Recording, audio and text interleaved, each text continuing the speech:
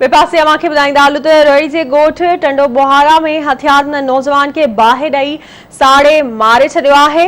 अणॼातल जवाबदारनि घर में घिड़ी बशीर शर खे बाहि ॾेई साड़े फरार थी विया आहिनि। पुलिस वाक़े वारे हंधि पहुची लाश पोस्टमार्टम लाइ अस्पताल पहुचायो आहे। बिरादरी सां संगावती तकरार हलंदड़ आहे। उन्हनि बशीर के बाहि ॾिनी आहे। वारसनि इहो इल्ज़ाम हणंदे चयो आहे। अमांखे अपडेट कंदा हलूं। ब्रेकिंग न्यूज़ है। अफ़सोसनाक ख़बर आहे त नौजवान के घर में घिड़ी अणॼातल जवाबदारनि बाहि ॾेई साड़े मारे फरार थी विया आहिनि।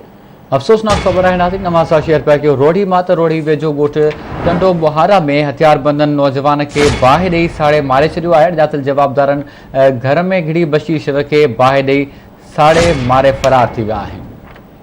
इन हवाले सां वधीक ॻाल्हि ॿोल कंदासीं। रोड़ी मां आवाज़ न्यूज़ रिपोर्टर करीम बख्श जबई असां सां टेलीफोन लाइन ते मौजूदु आहे। जी करीम बख्श, इन वाक़े बाबति वधीक कहिड़ा अपडेट्स आहिनि?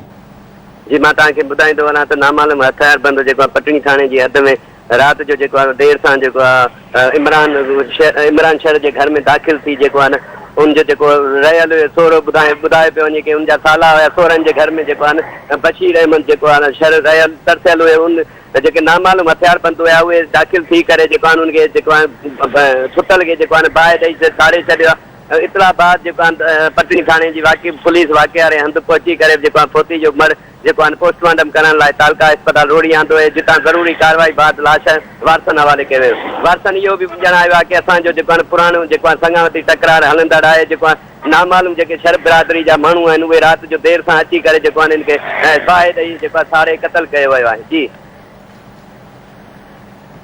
ठीक है करीम बख्श, वॾी महिरबानी अवां जी अपडेट करण लाइ।